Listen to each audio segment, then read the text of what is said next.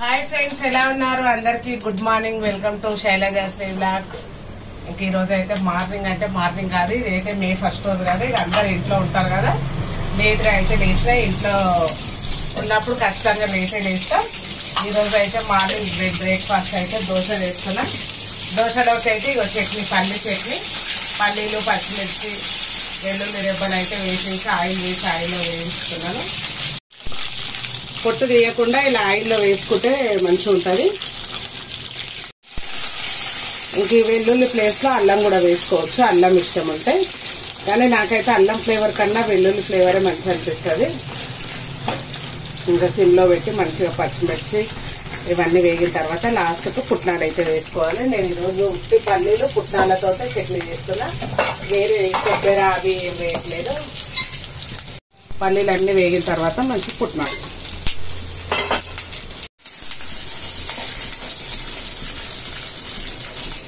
Of చేసేసిన.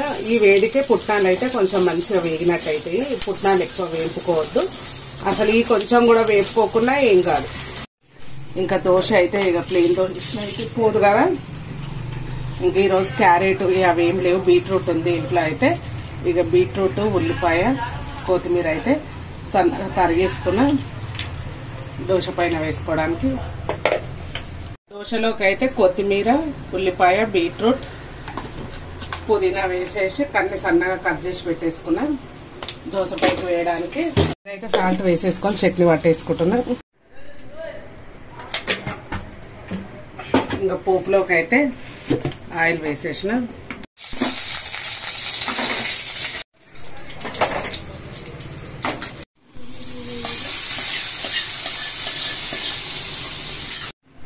చట్నీ అయితే ready అయిపోయింది. ఇక దోశ వేసుకుందాం. ఇంకా దోశ పిండి చూడండి మంచిగా పొంగింది.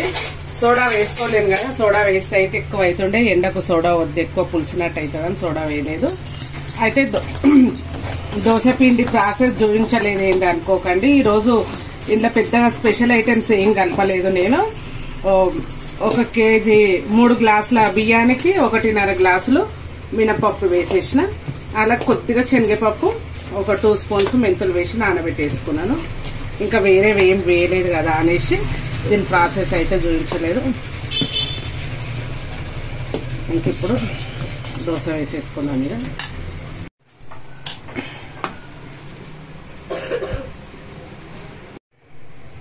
నేను ఆయిల్ కూడా అయితే ఏం పెట్టేసుకోను. నేను ఏం చేస్తానంటే ఈ బీట్రూట్, ఉల్లిపాయ ఇవన్నీ ఉన్నాయి కదా, డైరెక్ట్ అలాగే వేసుకోను. ఇది ఇందులో లైట్ గా సాల్ట్ వేసేస్తా. దోశ పౌడర్ అన్నీ అయిపోయినాయి, చేసుకుందామంటే అసలు టైమే వీలవుతలేదు.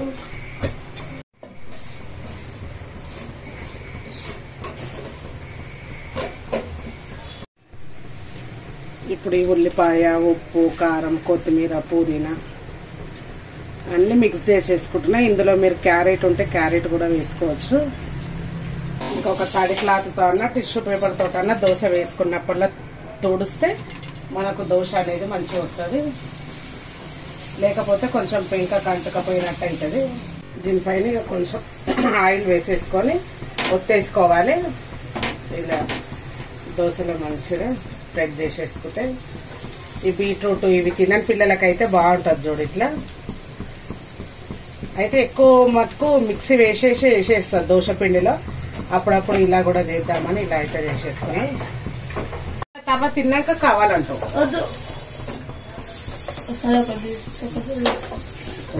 చట్నీ వేసుకొని తింది. ఇక మా పిల్లలకైతే ఏం ఇచ్చేస్తున్నా.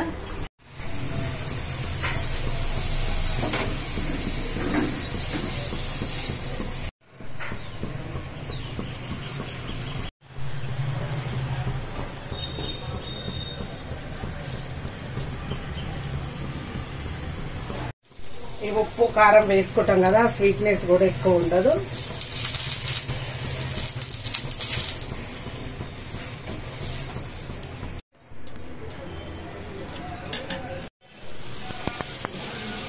ఇంకా అన్ని ఇదే విధంగా వేసేస్తున్నా.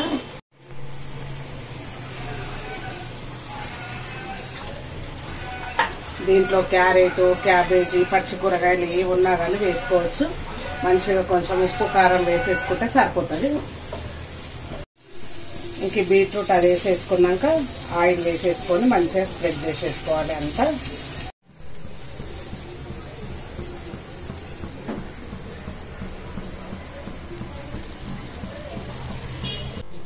ఇంకా ఇంతేనండి టిఫిన్ అయితే. బీట్రూట్ వేసుకొని నచ్చితే అయితే ట్రై చేసుకోండి. ఇంకా మా పిల్లలు అయితే తినేస్తున్నారు. ఎట్లుందో టేస్ట్ అయితే వాళ్ళని అడుగుదాం. మరి ఇంకా నేనైతే టేస్ట్ చేయలేదు కదా, అడగండి మా పిల్లలు.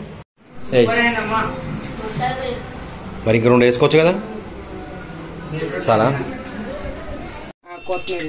ఫ్రెండ్స్ ఇంక ఈ రోజు అయితే లంచ్ లో మంచిగా పచ్చికారం వేసి ఆనకాయ చేద్దాం అనుకున్నా. ఆనకాయ అంటే తెలుసు కదా, సోరకాయ. కానీ ఎండకైతే వద్దు అని అంటారు మా ఇంట్లో. నిజంగానే ఎండకు మళ్ళీ పచ్చికారం తింటే లేదు ఒక ప్రాబ్లం అనేసి ఇక కారంతోనే వేసేస్తున్నా. అది కూడా మా వాళ్ళకు చారు వద్దంట, లూజ్ కర్రీ కావాలంట. ఇక లూజ్ గా అయితే ఎలా చేయాలనేది అయితే షేర్ చేస్తున్నా. ఫస్ట్ అయితే ఉల్లిపాయలు పచ్చిమిర్చి అయితే వేసేసుకున్నాను. ఇంకా ఇందులో మంచిగా కరివేపాకు ఆనకాయ ముక్కలు అయితే సన్నగా కట్ చేసుకొని వాటర్లో వేసేసుకున్నా. ఈ కర్రీ ఇట్లా వేస్తే ఒక 5 నిమిషాలలో అయిపోతుంది. ఒక 1/2 టీ స్పూన్ పసుపు, ఆనకాయ, కరివేపాకు ముక్కలు ఒక 2 నిమిషాలు కలిపి పెట్టేసుకోవాలి. కూర అయితే ఒక 5-6 నిమిషాలలో అయిపోతుంది. కొంచెం కొంచెం ఉడకగానే ఉప్పు, కారం,